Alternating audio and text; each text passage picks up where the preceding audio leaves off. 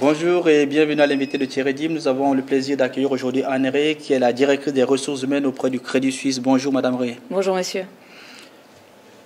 Au sein de votre entreprise, c'est-à-dire le Crédit Suisse, oui. Comment se situe la parité? La parité de manière générale? De manière générale, oui.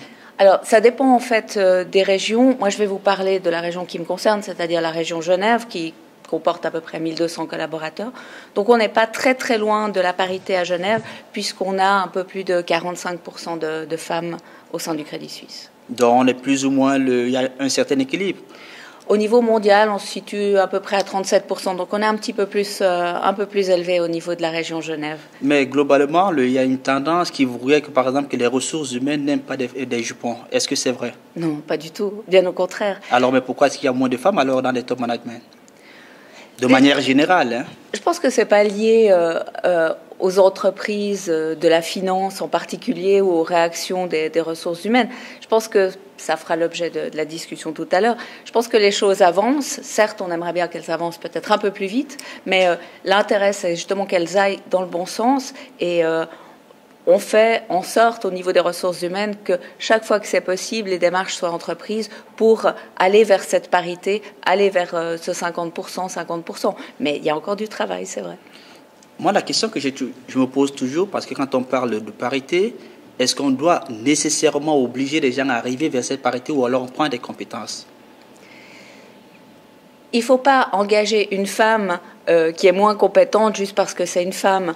En fait, lorsque l'on présente des dossiers, pour prendre l'exemple du recrutement, on essaye de faire en sorte qu'au moins 20% des personnes invitées soient des femmes. Mais c'est évident que la première chose qui compte, ce sont les compétences. Mais il peut arriver, par exemple, qu'il y ait une candidature qui ait moins de femmes qui postulent. Il se peut qu'il y ait moins de femmes qui postulent. Mais dans la finance, on a de plus en plus de femmes qui postulent et on arrive gentiment à cette parité, en tout cas au niveau du recrutement. Par exemple, au niveau des Career Start, donc notre programme de formation pour les universitaires, là on arrive à la parité, on s'est fixé 50% de garçons, 50% de filles dans les gens qui commencent, et là on y est. On a par exemple le cas le plus emblématique, c'est-à-dire Marissa Mayer, la CEO de Yahoo. Est-ce qu'il est possible un jour d'imaginer à la tête de Crédit Suisse une femme? Bien sûr. Bien sûr, je sais que le monde de la finance a toujours un peu cette réputation d'être machiste, mais finalement, si on observe, Christine Lagarde a pris la tête du FMI, il y a 2 semaines, Janet Yellen a pris la tête de la Fed, donc pourquoi pas une femme à la tête du Crédit Suisse? On y croit? Tout à fait. Merci, c'était le Marissa... Désolé, je dis Marissa Mayer. Faites juste la conclusion. Merci, c'était Anne Rey qui nous a apporté ces éclaircissements par rapport au positionnement des femmes au sein des multinationales.